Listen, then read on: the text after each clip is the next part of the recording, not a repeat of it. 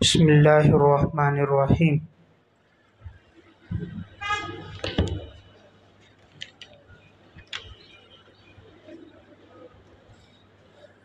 وَأُدْخِلَ الَّذِينَ آمَنُوا وَعَمِلُوا الصَّالِحَاتِ، بشارت،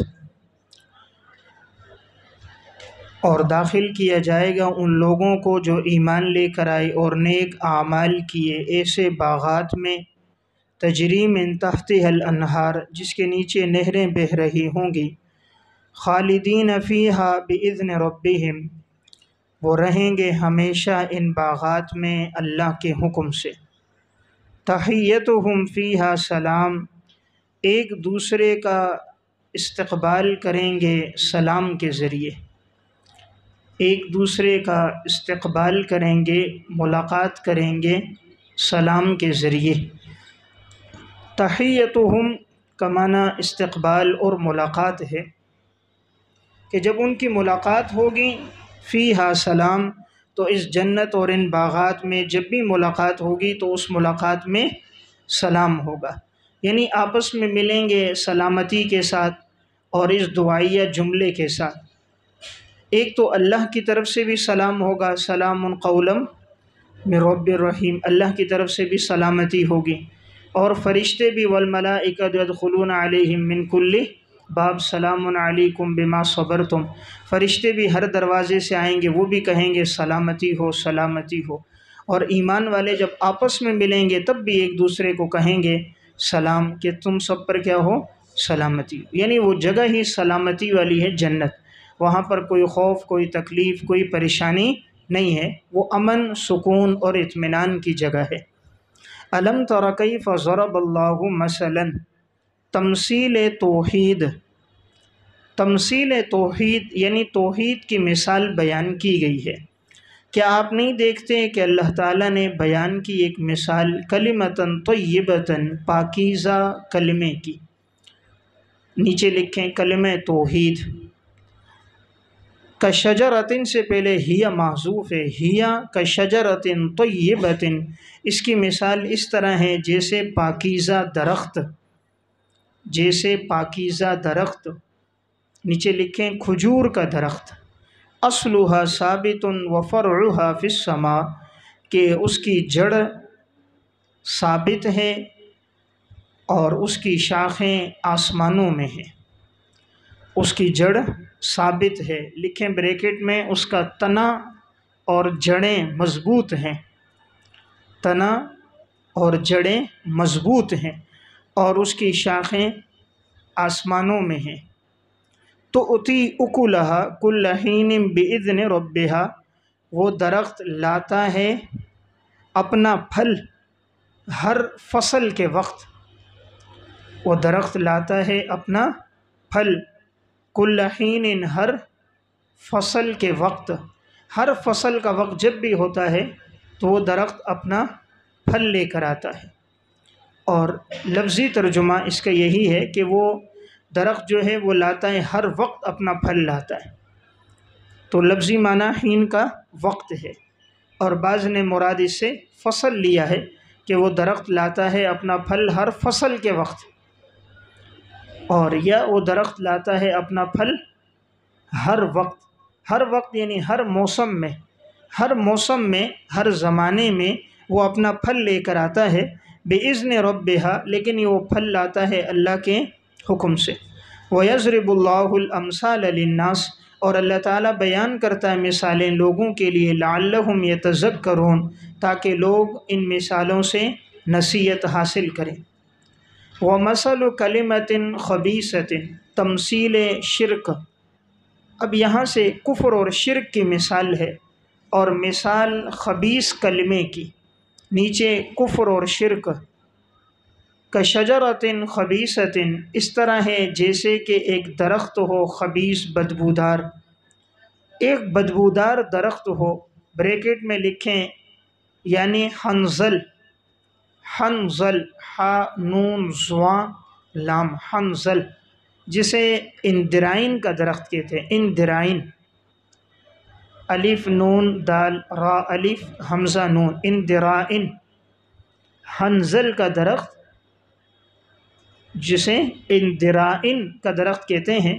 یہ درخت وہ ہوتا ہے حنظل کا، اجتثت من فوق الارض، کہ وہ جسے اکھیڑ دیا جائے زمین کے اوپر سے، ما لہا من قرار، نہیں ہے اس کے لیے ذرا بھی جماؤ ٹھہراؤ، نہیں ہے اس کے لیے ذرا بھی جماؤ اور ٹھہراؤ۔ یثبت اللہ الذین آمنوا بالقول الثابت، ثمرہ کلمہ طیبہ، ثمرہ کلمہ طیبہ، اللہ ثابت قدم رکھتا ہے ان لوگوں کو جو ایمان لے کر آئے قول ثابت کے ساتھ دنیا کی زندگی میں۔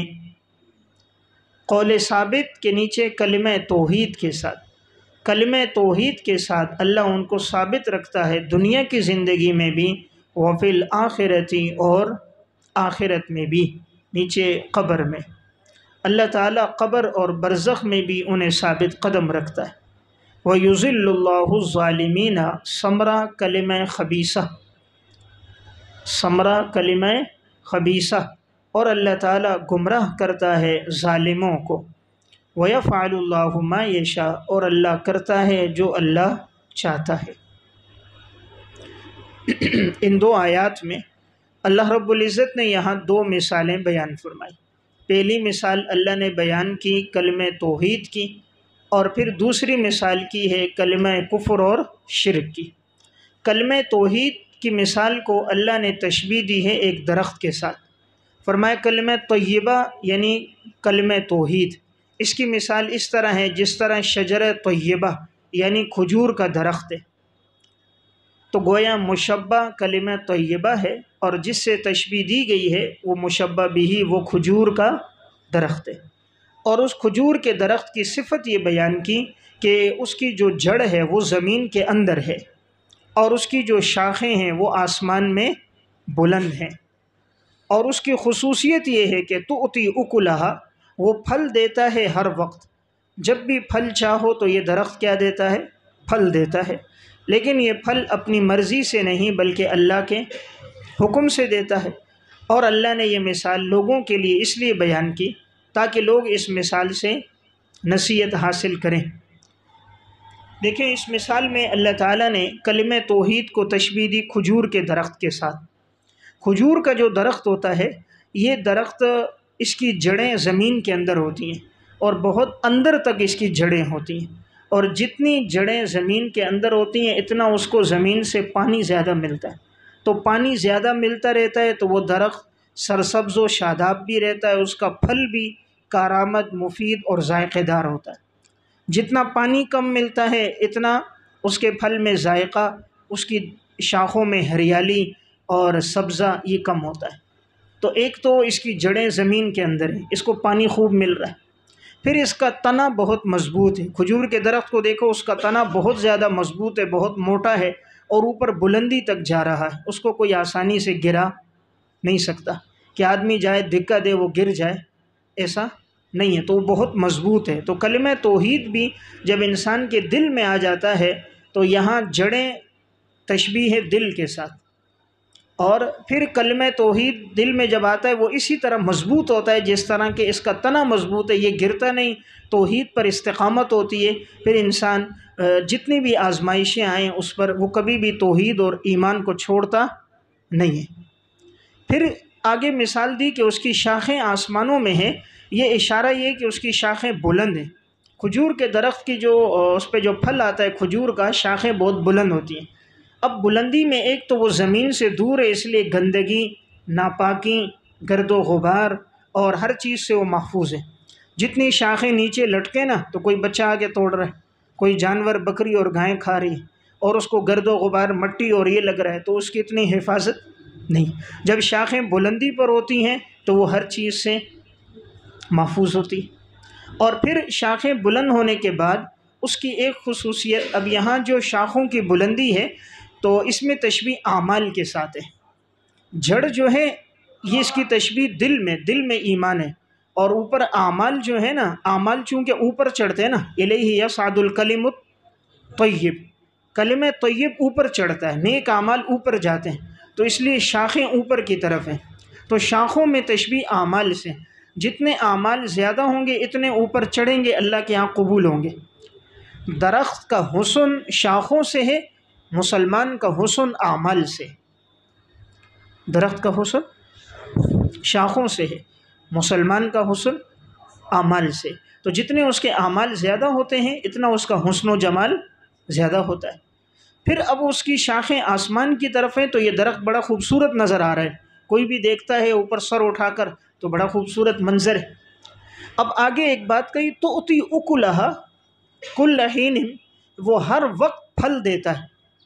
دیکھیں باقی درختوں کی یہ خصوصیت نہیں ہے، باقی درخت ہے نا، مثلا آم کا درخت ہے، اب وہ آم آئے گا گرمی کے موسم میں، خوب گرمی جتنی زیادہ ہوگی وہ پکے گا آئے گا، باقی موسم میں وہ نہیں ہوتا۔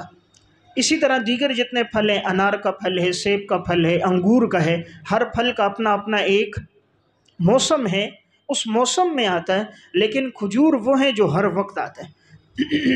کھجور 12 مہینے جس وقت آپ کو کھجور چاہیے کھجور کے درختوں پر کھجوریں ہوتی ہیں، یعنی یہ ایسی غذا ہے جو ہر وقت دستیاب ہے۔ اور پھر ایسی غذا ہے جو نہایت طاقتور ہے، یعنی اس کو کھانے سے انسانی جسم میں بڑی طاقت آتی ہے۔ تو ایمان اور اعمال سے جیسے انسان کو باطنی قوت ملتی ہے، کھجور سے بھی انسان کے جسم کو بڑی طاقت ملتی ہے۔ اور کھجور ایک ایسی غذا ہے بچہ بوڑھا جوان سب کھا سکتے ہیں۔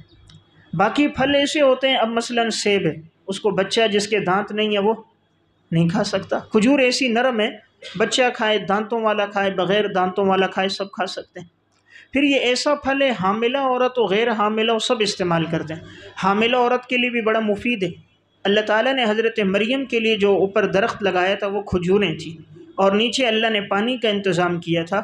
اس میں اشارہ ہے جو حاملہ عورت کھجوروں کا استعمال کرتی ہے تو بچہ طاقتور اور خوبصورت، ذہین اور فتین پیدا ہوتا ہے۔ تو یہ سب کے لیے مفید پھل ہے۔ پھر یہ ہر موسم میں آ رہا ہے، ہر وقت دستیاب ہے۔ اور یہ پھل غذا کے لیے بھی استعمال ہوتا ہے، تفقہ کے لیے بھی استعمال ہوتا ہے، یعنی اس میں غذائیت بھی ہے، انسان کھائے پیٹ بھر جاتا ہے، اور اس میں تفقہ بھی ہے، کھانے کے بعد لوگ لذت کے لیے بھی کھاتے ہیں۔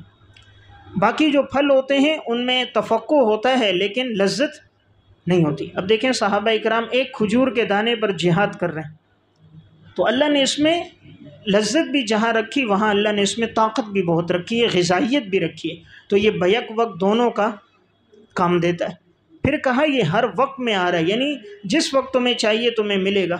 پھر یہ خراب جلدی نہیں ہوتا، کھجوریں اب توڑ دو 3 4 مہینے رکھی ہوئی ہیں، کھجور خراب نہیں ہوتی۔ تو اللہ نے اس میں ایسا رکھا ہے مہینوں کیا سالوں بھی یہ کھجور کا جو پھل ہے یہ خراب نہیں۔ آم ہے اس کو آپ رکھو 4 5 دن بعد، اور ٹماٹر ہے اس کو رکھو، سبزیاں ہوں پھل ہوں خراب ہو جاتے ہیں، لیکن یہ پھل خراب نہیں ہوتا۔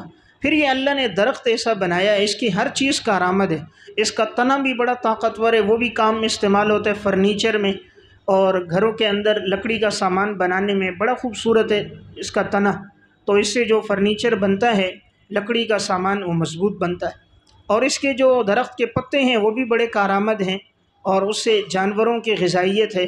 کھجور بھی کارآمد، پھر اس میں جو گٹھلی ہے اسے پیس کر استعمال کیا جاتا ہے، دواؤں میں استعمال ہوتی ہے، جانوروں کے غذا میں استعمال ہوتی ہے، یعنی اس کی کوئی چیز غیر کارآمد نہیں ہے، غیر مفید۔ اب دیکھیں آم ہے نا، وہ آپ نے کھایا چھلکا پھینک دیا، کیلا کھایا چھلکا پھینک دیا، تو ہر چیز اس کی مفید نہیں ہے، لیکن اس کی ہر چیز مفید ہے۔ تو ہر چیز مفید ہے، ہر وقت پھل دے رہا ہے، اور ہر موسم میں دے رہا ہے، اور ہر ایک کے لیے نافع ہے۔ تو اس لیے اللہ نے کلمے کی مثال دی کہ ایمان اسی طرح ہے جیسے یہ درخت ہے، ہر ایک کے لیے نافع ہے، اور اس کی زندگی میں اس کے لیے نفع ہے۔ آگے فرمائے یہ جو پھل دے رہا ہے بِإِذْنِ رَبِّهَا، اللہ کے حکم سے۔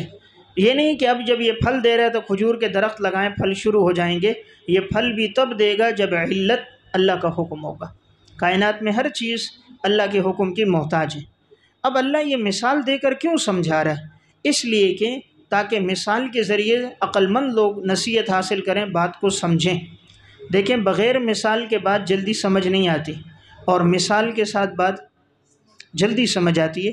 تو اللہ نے مثال کھجور کے درخت کی کیوں دی؟ اس لیے کہ کھجور کا درخت عرب میں موجود تھا۔ اب اللہ مثال دیتا اخروٹ کے درخت کی، تو اب وہ اخروٹ کہاں ڈھونڈتے؟ کوئٹہ آتے، اخروٹ ڈھونڈو، چلغوزے ڈھونڈو، اب یہ چیزیں عرب کے ماحول میں نہیں ہیں، جو چیز وہاں موجود ہیں، کھجور، اللہ نے مثال اسی کی دی۔ وَمَثَلُ كَلِمَةٍ خَبِيثَةٍ، اب آگے کفر اور شرک کے کلمے کی مثال، چیز کے ساتھ اس کی ضد ذکر کی جائے تو اس کی وضاحت خوب ہو جاتی ہے۔ تُعْرَفُ الْأَشْيَاءُ بِأَضْدَادِهَا، تو یہاں مثال بیان کی کلمہ خبیثہ یعنی کفر اور شرک کے جملے کی مثال۔ یہاں کلمہ بمانے کلام کے ہے، پورا کلام، جیسے ہم پڑھتے ہیں نا کلمہ طیبہ، حالانکہ کلمہ تو ایک لفظ کو کہتے ہیں، وہ تو کلمہ نہیں ہے، لا الہ الا اللہ محمد الرسول اللہ تو پورا کلام ہے، پورا کلام ہے، لیکن کیا کہتے ہیں؟ کلمہ۔ تو یہاں بھی جو مراد ہے کلمہ، اس سے مراد کیا ہے؟ کلام ہے۔ تو یہ کلمہ خبیثہ کشجرۃ خبیثہ، اس کی مثال اس طرح ہے جس طرح کہ ایک بدبودار درخت ہے۔ وہ درخت کون سا ہے؟ حنظل۔ حنظل کا یہ درخت ہے، یہ نہایت کڑوا ہوتا ہے۔ اس درخت کے بارے میں قرآن نے یہ بیان کیا کہ اس کی شاخیں زمین میں نہیں ہوتی، یعنی یہ صرف زمین پر یوں اوپرا نظر آتا ہے، اتنا عارضی ہوتا ہے کہ کوئی اگر اس کو دھکا دے، زور سے ہلائے، طاقتور آدمی، تو یہ اس سے گر جاتا ہے۔ تو کہا اجتثت من فوق الارض، کہ اکھیڑ دیا جاتا ہے زمین کے اوپر سے، یعنی اس کی شاخیں زمین کے اندر نہیں ہیں۔ تو کلمہ کفر بھی ایسا ہی ہے، ما لہا من قرار، یہ پہلے جملے کی تاکید ہے، کیونکہ جب کہاں اکھیڑ دیا جاتا ہے ما لہا من قرار، اس کے لیے ذرا برابر جماؤ اور ٹھہراؤ نہیں ہے، اس میں وہی پہلا والا معنی ہے۔ پہلا والا معنی بھی اکھیڑ دیا جاتا ہے، کیوں؟ اس لیے کہ وہ مضبوط نہیں ہے، ٹھہراؤ نہیں ہے، تو اس میں مزید تاکید کے لیے معنی لایا گیا۔ تو شرک اور کفر جو ہوتا ہے نا، یہ بھی اسی طرح دل میں پیوست نہیں ہوتا، یہ دل کے اندر ہوتا ہے، لیکن کفر والا آدمی عارضی ہوتا ہے، کسی بھی وقت وہ اپنے کفر پر آ بھی جائے تو وہ ڈٹا ہوا نہیں ہوتا، اس کو اپنے کفر پر استقامت نہیں ہوتی، جیسے مومن کو ہوتی ہے نا اپنے ایمان پر، وہ ہر قربانی دے دیتا ہے، ایمان کو نہیں چھوڑتا۔ تو کفر جو ہے یہ ایسا نظریہ ہوتا ہے، اس کا صرف ظاہری نظر آتا ہے، اور لیکن حقیقت میں وہ پیوست نہیں ہے، وہ نفع دینے والا، ہمیشہ رہنے والا نہیں ہے۔ پھر مثال کڑوے درخت سے دی، حنظل کا ایسا کڑوا ہے کہ یہ درخت کا ذائقہ بھی بہت کڑوا ہے، اس کی بدبو بھی بہت زیادہ ہے، تو اس کی کوئی چیز نافع نہیں ہے، نہ تنا، نہ کھجوریں، نہ اس کا پھل، نہ جانور کھاتے نہ انسان کھاتے۔ تو کلمہ کفر میں جو انسان اعمال کرے گا وہ قبول نہیں ہوں گے، جیسے اس کی شاخیں جو ہیں نا اور اس کے پھل وہ نافع نہیں ہیں۔ وہاں تو کھجور کی شاخیں آسمان میں تھی، قبول ہو رہے ہیں، تو کفر کے ساتھ اگر کوئی کرے گا تو اس کی شاخوں کی مثال نہیں دی، اس کی شاخیں ہیں ہی نہیں، یعنی جب کفر ہوگا تو اعمال فائدہ ہی نہیں دیں گے، شاخیں تب ہوں جب ایمان ہو، تو اس لیے اس کی شاخیں ہی نہیں ہیں، اور شاخیں تو کیا بنے، اس کا تو زمین میں ٹھہراؤ نہیں ہے، جڑ نہیں ہے، جڑ ہوگی تو اعمال نظر آئیں گے، شاخیں ہوں گی، تو جب جڑ ہی نہیں ہے، اس کی کوئی حقیقت ہی نہیں ہے کفر کی، تو اس وجہ سے اس کی شاخیں ہی نہیں ہیں، اور یہ ہے کتنا عارضی کہ اس کا جماؤ اور ٹھہراؤ زمین میں نہیں ہے، تو بہرحال اس کی کوئی چیز نافع نہیں ہے۔ تو یہاں معلوم ہوا اگر کوئی کفر میں نیک اعمال کرے گا وہ اس کو نفع نہیں دیں گے، کفر میں نیک اعمال نفع، جیسے اس درخت کی کوئی چیز نافع نہیں ہے تو کفر کے اعمال بھی نافع نہیں ہیں۔ اور پھر یہ درخت ہر اعتبار سے نقصان دہ، بدبو بھی ہے، ذائقہ بھی کڑوا ہے، انسان جانور کسی کے کام کا نہیں ہے، اور طبیعت اس کو دیکھ کر اس میں بہت ناگواری بھی آتی۔ یثبت اللہ الذین آمنوا، ثمرہ کلمہ طیبہ، اللہ تعالیٰ ثابت قدم رکھتا ہے ان لوگوں کو جو ایمان لے کر آئے، قول ثابت کے ساتھ، یعنی کلمہ توحید کے ساتھ، کلمہ توحید کے ساتھ اللہ ان کو ثابت قدم رکھے گا دنیا میں، یعنی مومن آدمی دنیا میں بھی ایمان پر ثابت قدم ہوتا ہے، اپنے ایمان کو نہیں چھوڑتا، وفی الآخرۃ، اور آخرت میں بھی، آخرت یعنی قبر اور برزخ، قبر کے اندر بھی وہ اپنے ایمان کو نہیں چھوڑتا۔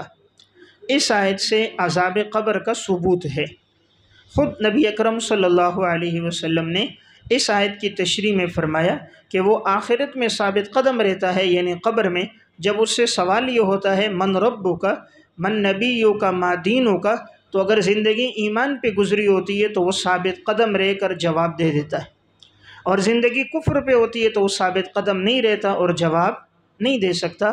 تو آپ نے اس آیت کا تعلق عذاب قبر سے کیا، اس لیے امام بخاری رحمۃ اللہ علیہ صحیح بخاری کے اندر انہوں نے کتاب الجنائز باب ما جاء فی عذاب القبر، جلد 1 صفحہ 183 پر باب قائم کر کے اس حدیث کو بیان کیا۔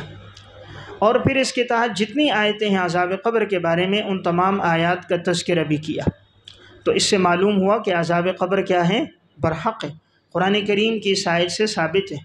اسی طرح دیگر قرآن کریم کی آیات سے بھی اور احادیث متواترہ سے بھی ثابت ہے، اور امت کا اس پر اجماع ہے۔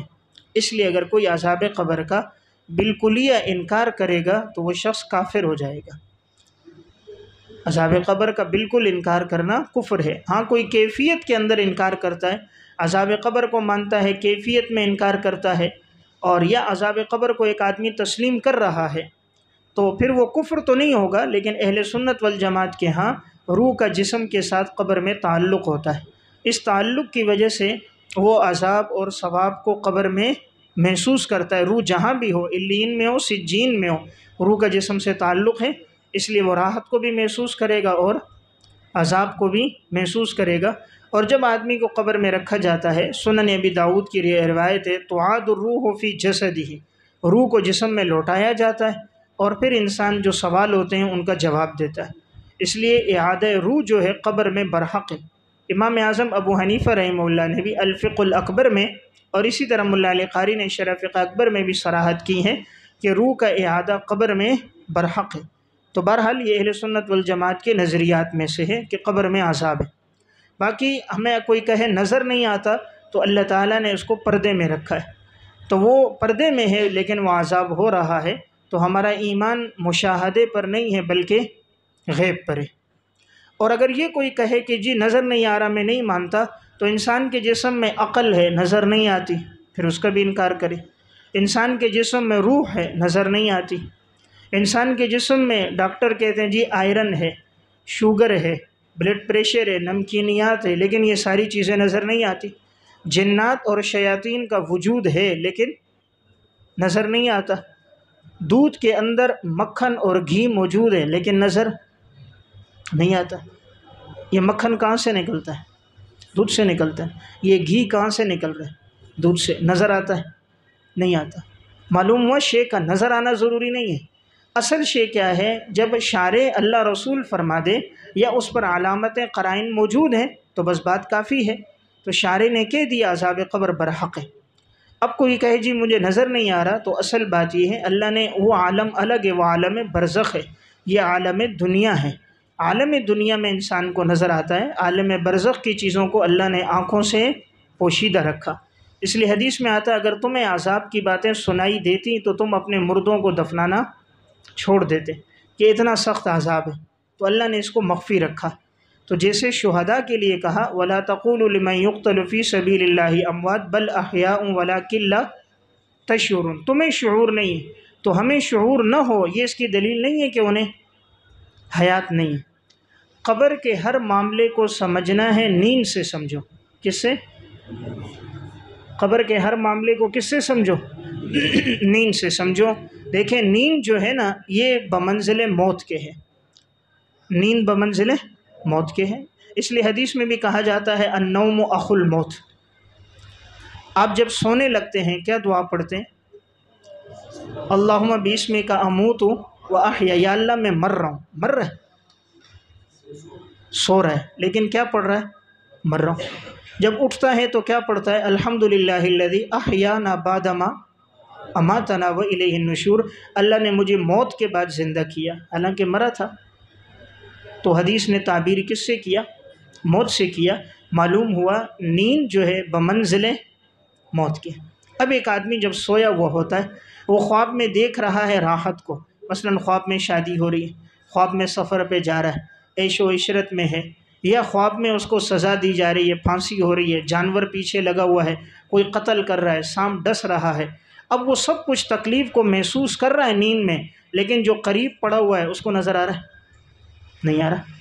اب وہ اتنی راحت بھی پاتا ہے، بسا اوقات اس کے اثرات جسم پہ بھی پا رہا ہے کہ صبح اٹھتا ہے تو غسل فرض ہو رہا ہے، تو دیکھیں وہ راحت کے اثرات جسم پہ بھی پا رہا ہے، تکلیف کے اثرات بھی جسم پہ پا رہا ہے، روح کی کیفیت بدل جاتی ہے، لیکن ساتھ والے کو نظر آتا ہے؟ ساتھ والا تو کیا سمجھ رہا ہے؟ سویا ہوا ہے۔ تو جس طرح اس کو تکلیف بھی ہو رہی ہے، راحت بھی ہو رہی ہے، ساتھ والے کو نہیں نظر آ رہا، قبر میں عذاب بھی ہو رہا ہے، ثواب بھی ہو رہا ہے، ساتھ والے کو پتہ نہیں چل رہا۔ تو اس لیے قبر کے ہر معاملے کو نیند کے ذریعے سمجھ لو تو بات سمجھنا آسان ہو جائے گا۔ تو جیسے نیند کے اندر آدمی لیٹا ہوا ہے لیکن وہ دیکھ رہا ہے وہ کہاں کہاں جا رہا ہے، سعودیہ جا رہا ہے، امریکہ جا رہا ہے، گاؤں جا رہا ہے، لیکن لیٹا ہوا ہے۔ اسی طرح انسان جب قبر میں ہوتا ہے، نیک ہوتا ہے، اس کی روح جنت میں گھوم رہی ہے اور جنت کے پھلوں کو کھا رہی ہے، جسم قبر میں لیٹا ہوا ہے۔ اور اگر یہ کہ وہ بدبخت تھا تو عذاب مختلف اس کو ہو رہے ہیں تو جسم قبر میں ہے۔ تو بہرحال اللہ تعالیٰ نے اس چیز کو نظروں سے پوشیدہ رکھا، لیکن یہ عذاب برحق ہے اور بسا اوقات نظر بھی آ جاتا ہے، کسی کسی کو اللہ تعالیٰ دنیا میں بتا بھی دیتا ہے، لیکن باقی اللہ نے کیفیت پوشیدہ رکھی۔ اب قرآن کریم کی کن کن آیات سے عذاب قبر کا ثبوت ہے، اشارتاً میں عرض کرتا ہوں۔ ایک آیت تو یہ ہے جس میں جو ابھی ہم نے پڑھی کہ اس میں صراحتاً تذکرہ آیا، اسی طرح میں وہ آیات بھی عرض کر رہا ہوں جس میں قبر کا تذکرہ آ رہا ہے، قبر کا ذکر آ رہا ہے، اور کہیں اشارتاً عذاب قبر کا ذکر ہے۔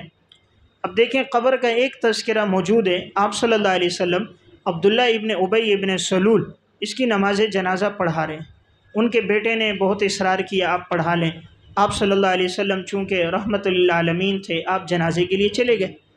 اللہ رب العزت کا حکم آیا آئندہ کے لیے آپ نے ان کی نماز جنازہ نہیں پڑھنی اور ان کی قبر پہ کھڑا بھی نہیں ہونا۔ وَلَا تُصَلِّ عَلَىٰ أَحَدٍ مِّنْهُمْ مَاتَ أَبَدًا وَلَا تَقُمْ عَلَىٰ قَبْرِهِ، آپ ان کی قبر پر کھڑے بھی نہ ہوں۔ اس آیت سے پہلی بات معلوم ہوئی آپ ان کی نماز جنازہ نہ پڑھیں۔ معلوم ہوا نماز جنازہ کا تذکرہ قرآن میں ہے۔ تو جو کہتے ہیں جی نماز جنازہ کہاں سے آئی، قرآن میں تذکرہ ہے۔ دوسری بات یہ معلوم ہوئی نبی عالم الغیب نہیں ہے۔ اگر آپ عالم الغیب ہوتے، آپ کو پتہ ہوتا اللہ تعالیٰ اس بات پر تنبیہ فرمائیں گے تو آپ کبھی بھی اس کی نماز جنازہ نہ پڑھاتے۔ ولا تقم علی قبر، قبر پہ نہ کھڑے ہوں، معلوم ہوا نبی حاضر ناظر نہیں۔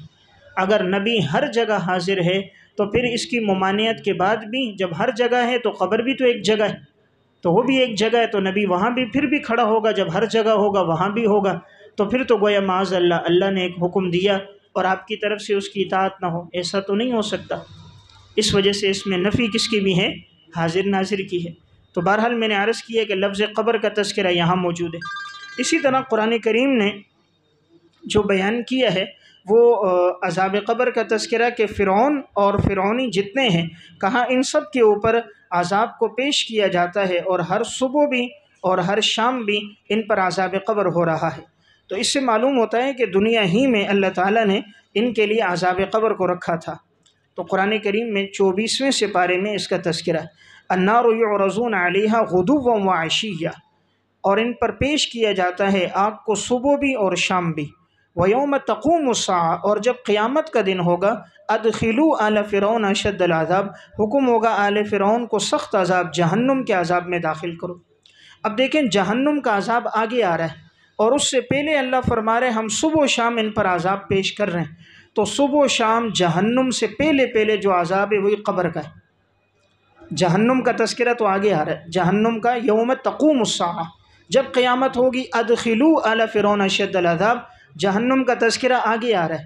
تو موت جہنم سے پہلے، قیامت سے پہلے جو صبح و شام عذاب ہو رہا ہے وہ کون سا ہے؟ عذاب قبر ہے۔ تو عذاب قبر کا تذکرہ قرآن کریم کی اس آیت میں صراحتاً موجود ہے، صبح و شام۔ اسی طرح اللہ تعالیٰ نے قوم نوح کے بارے میں فرمایا کہ ان لوگوں نے ایمان نہیں لایا، ہم نے ان کو غرق کر دیا، پانی میں ڈبو دیا، اور پھر ہم نے ان کے عذاب کو شروع کر دیا۔ وہاں پر لفظ فا آیا ہے جو تعقیب مع الوصل پہ دلالت کر رہا ہے کہ ڈوبتے ہی اللہ نے ان کا عذاب شروع کر دیا۔ مما خطیئاتہم اغرقوا فادخلوا نارا فلم یجدوا لهم من دون اللہ انصارا، ان کے گناہوں کی وجہ سے اللہ نے ان کو ڈبویا، پس فوراً آگ میں داخل کر دیا۔ اب یہ فوراً آگ یہ قبر کا عذاب ہے۔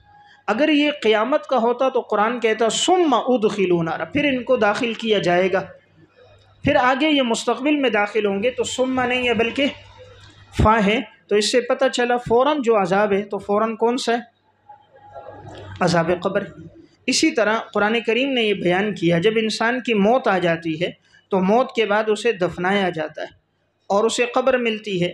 تو یہاں بھی قبر کا تذکرہ موجود ہے۔ سورہ عبسہ میں اللہ رب العزت نے ارشاد فرمایا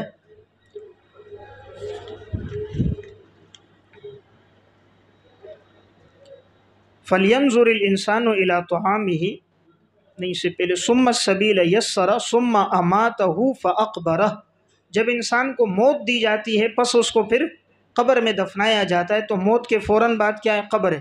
ثم اذا شاء انشرہ، پھر جب اللہ چاہے گا اللہ تعالیٰ انہیں قبروں سے اٹھا کر پھیلا دے گا۔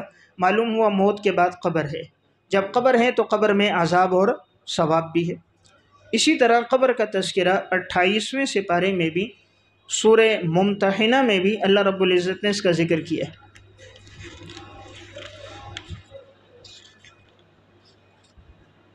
یا ایھا الذین آمنوا لا تتولوا قوما غضب اللہ علیہم قد یئسوا من الآخرۃ کما یئس الکفار من اصحاب القبور، جیسے یہ کافر لوگ مایوس ہو چکے ہیں قبر والوں سے۔ سورہ عادیات میں بھی اس کا تذکرہ ہے۔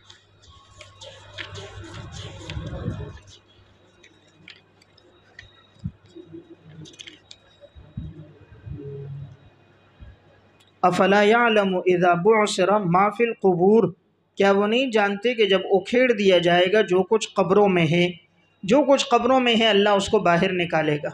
اس سے معلوم ہوتا ہے نصوص میں قبر کا تذکرہ آیا ہے، اور عذاب قبر کا ذکر بھی آیا ہے۔ 3 آیات تو بالکل صریح ہیں، ایک یثبت اللہ الذین آمنوا، اور ایک النار یعرضون علیہا، اور ایک فادخلوا، اور دیگر آیات میں بھی قبر کا تذکرہ ہے۔ باقی احادیث اس بارے میں متواتر ہیں، تفصیل سے آپ نے پڑھنا ہو۔ حافظ ابن کثیر رحمۃ اللہ علیہ نے تفسیر ابن کثیر میں اس مقام پر وہ تمام احادیث ذکر کی ہیں۔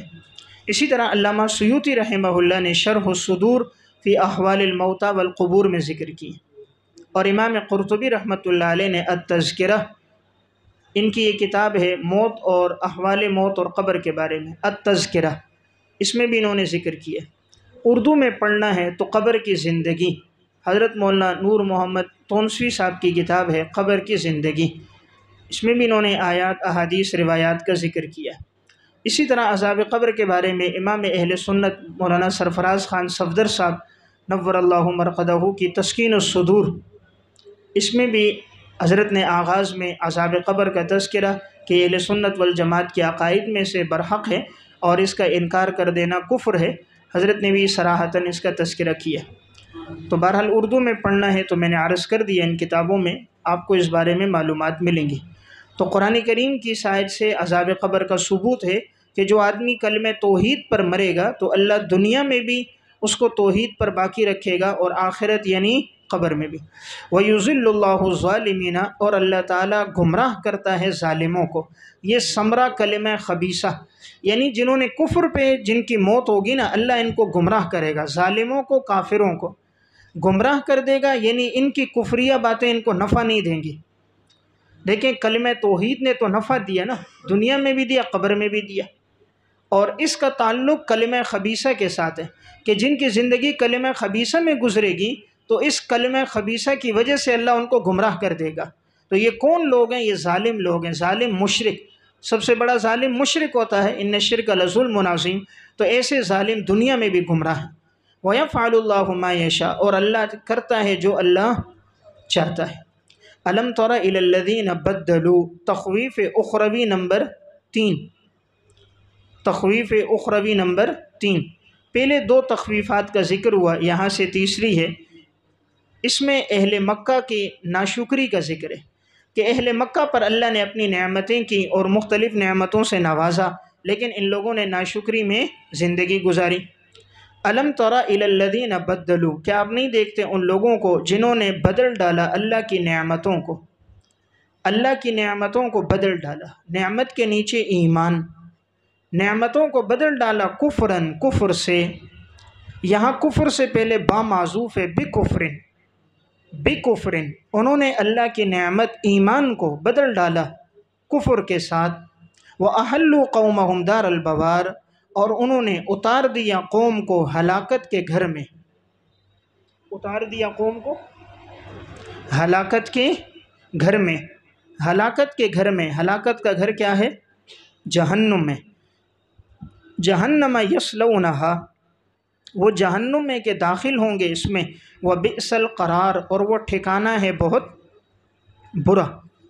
دیکھیں یہ جو لفظ جہنم ہے یہ دار البوار کے لیے عطف بیان ہے، عطف بیان آپ نے پڑھا ہے وہ ہوتا ہے کہ جو وضاحت کے لیے آتا ہے، جیسے آپ نام استعمال کرتے ہو جاءنی ابو حفص عمر، اب ابو حفص استعمال کیا، لوگ نہ پہچان سکے، آپ نے آگے نام ذکر کیا، تو یہ عطف بیان اس کی وضاحت کر رہا ہے۔ تو جب یہ کہا گیا دار البوار جہنم، ہلاکت کے گھر میں داخل ہوں گے، تو سوال ہوا وہ ہلاکت کا گھر کون سا ہے؟ تو وضاحت آ گئی وہ کون سا ہے؟ جہنم ہے، جہنم میں داخل ہوں گے۔ وبئس القرار، اور وہ ٹھہرنے کی بہت بری جگہ ہے۔ وجعلوا للہ اندادا، بیان کفر، اور یہ وہ لوگ ہیں جنہوں نے بنائے اللہ کے ساتھ شریک، لیضلوا عن سبیلی، تاکہ وہ گمراہ کر دیں اللہ کے راستے سے۔ قل تمتعوا، زجر، پس تم فائدہ حاصل کرو، بریکٹ میں دنیا میں، تم دنیا میں فائدہ حاصل کرو، فإن مصیرکم الی النار، تمہارا لوٹنا تو جہنم کی طرف ہے۔ یعنی جو تم فائدہ حاصل کر رہے ہو بظاہر حاصل کرو۔ تو فائدہ حاصل کرنے سے مراد یعنی یہ جو تم دنیا کی زندگی میں بظاہر سمجھ رہے ہو ہم عیش و عشرت میں ہیں، ہم راحت میں ہیں، تو دنیا کی زندگی گزار لو، لیکن اصل ٹھکانہ تمہارا جہنم ہے۔ اور یہ کہ تمتعو جو امر کا صیغہ ہے، یہ یہاں پر تنبیہ کے لیے، ڈرانے کے لیے، جیسے کہتے ہیں نا ٹھیک ہے جو کرنا ہے کرو دیکھ لیں گے، تو مقصد اجازت دینا نہیں ہوتا، مقصد یہ اختیار نہیں ہوتا، مقصد ہوتا ہے کر لو پھر دیکھیں گے۔ تو جیسے قرآن کریم میں فمن شاء فلیؤمن ومن شاء فلیکفر میں، چاہے تم ایمان لاؤ یا کفر کرو، کفر کا اللہ حکم نہیں دے رہا، بلکہ اللہ کہہ رہا ہے کفر اختیار کرو پھر دیکھتے ہیں۔ جسے استاذ کہتا ہے ہاں چھٹی کرو، تو یہ مطلب وہ چھٹی کی اجازت نہیں دے رہا، وہ کہہ رہا چھٹی کرو پھر دیکھنا کیا نتیجہ اس پر مرتب ہوگا۔ تو یہاں اللہ تمتعو، ٹھیک ہے فائدہ حاصل کرو، لیکن لوٹ کر تو ہماری طرف ہی آنا ہے، جہنم میں ٹھکانہ ہے۔ تو یہاں فائدے کا حکم نہیں دیا جا رہا، یہ تنبیہ ہے، تنبیہ کی جا رہی ہے۔ یا تو فائدہ حاصل کرنا ان کے گمان کے مطابق، تمتعو بزعمکم، تمہارا گمان یہ کہ ہم فائدہ حاصل کر رہے ہیں تو اپنے گمان کے مطابق کر لو، عارضی زندگی ہے۔ قل لعبادی الذین آمنوا، مومنین کو تلقین شکر، ایمان والوں کو شکر کو تلقین ہے، فرما دیجئے میرے بندوں سے جو ایمان لے کر آئے، یقیم الصلاۃ، نماز کو قائم کریں اور خرچ کریں اس میں سے جو ہم نے ان کو رزق دیا ہے، پوشیدہ بھی اور اعلانیہ بھی، پوشیدہ بھی اعلانیہ بھی، نیچے مقتضائے حال کے مطابق، وقت کے تقاضے کے مطابق، کہ کبھی وقت کا تقاضا پوشیدہ ہوتا ہے کبھی اعلانیہ ہوتا ہے۔ اس دن کے آنے سے پہلے جس دن نہیں ہوگی لا بیع فی، کوئی بیع و شرا، ولا خلال، اور نہ کوئی دوستی، یعنی قیامت کے دن نہ کوئی دوستی نفع دے گی اور نہ کوئی بیع و شرا وہاں نفع دے گی، وہاں اعمال کام آئیں گے، مال کام نہیں آئے گا۔ اللہ الذی خلق السماوات، دلیل عقلی نمبر 2، اللہ وہ ہے جس نے آسمانوں اور زمینوں کو پیدا کیا اور آسمان سے پانی اتارا، فاخرج بہ، اور اس پانی سے اللہ نے من الثمرات، پھل نکالے، رزقا لکم، تمہارے لیے بطور رزق کے، بطور رزق کے اللہ نے پانی سے پھل نکالے، وسخر لکم الفلک، اور تابع کر دیے تمہارے لیے کشتیوں کو، لتجری فی البحر بامرہ، تاکہ وہ چلیں سمندر میں اللہ کے حکم سے، تاکہ وہ کشتیاں چلیں سمندر میں اللہ کے حکم سے، وسخر لکم الانہار، اور تابع کر دیے تمہارے لیے اللہ نے نہروں کو۔ تو دیکھیں پانی کی نہریں اور دریاؤں میں کشتیوں کا چلنا، یہ سب اللہ کے حکم سے، ورنہ اب دریاؤں کی ایک ایک موج پہاڑ کی طرح، اور ہماری کشتیاں اس دریا کے مقابلے میں تنکے کی طرح، لیکن اللہ ہماری ان تنکے کی کشتیوں کو، پہاڑ جیسی موجوں کو لگام دے کر ہماری کشتیوں کو ایک ساحل سے دوسرے ساحل پہنچا رہے، ورنہ ایک پانی کی تھپیڑ آئے تو کشتی الٹ کے جائے، کوئی بھی باقی نہ رہے۔ ابھی مہینوں مہینوں سمندر میں رہ رہے ہیں تو اللہ نے پانی کو حکم دیا، وہ نقصان نہیں دے رہا، تو ہم نے تمہاری کشتیوں کو اور تابع کر دیا، نہروں کو تابع کر دیا، ورنہ اگر یہ پانی نہروں سے باہر نکل آئے، سمندر کا پانی باہر آ جائے تو کوئی رہ نہیں سکے گا زمین پر۔ وسخر لکم الشمس والقمر، تابع کر دیے تمہارے لیے سورج اور چاند کو۔ اب یہ دونوں دائبین، اس حال میں کہ دونوں برابر چل رہے ہیں، یہ ترکیب میں حال بن رہا ہے، اس حال میں کہ دونوں برابر چل رہے ہیں۔ کون دونوں؟ سورج اور چاند۔ یہ اسم فاعل تثنیہ مذکر کا صیغہ ہے، دائبن اسم فاعل تثنیہ مذکر کا صیغہ ہے، باقی یہ حال ہونے کی وجہ سے منسوب ہے، حال ہونے کی وجہ سے منسوب ہے۔ وَسَخَّرَ لَكُمُ اللَّيْلَ وَالنَّهَارَ، اور مسخر کر دیے تمہارے لیے رات اور دن کو۔ وَآتَاكُم مِّن كُلِّ مَا سَأَلْتُمُوهُ، اور دیا تمہیں ہر وہ چیز جس کا تم نے سوال کیا، جس کا تم نے سوال کیا اللہ نے تمہیں وہ دے دیا۔ بریکٹ میں جو تمہارے مناسب تھا، جو تمہارے مناسب تھا۔ انسان تو بہت سی غیر مناسب بھی مانگتا ہے، اب وہ کہتا ہے میں بادشاہ بنوں، وزیر اعظم بن جاؤں، اب یہ اس کے مناسب، تو اللہ وہ دیتا ہے جو بندے کے مناسب ہے۔ کہ بعض چیزیں آنے کے بعد بندہ شرک پر، کفر پر، گناہوں پہ آ جاتا ہے تو اللہ وہ نہیں دیتا۔ مناسب حال چیزیں ہم نے تمہیں دی ہیں۔ اور وَإِن تَعُدُّوا نِعْمَتَ اللَّهِ لَا تُحْصُوهَا، اگر تم اللہ کی نعمتوں کو شمار کرو گے تو تم گن نہیں سکو گے، اتنی اللہ کی نعمتیں ہیں، لا تعداد نعمتیں ہیں۔ ان الانسان لظلوم کفار، یقیناً انسان جو ہے وہ بڑا بے انصاف ہے اور بڑا ناشکرا ہے، بے انصاف ہے اور بڑا ناشکرا ہے۔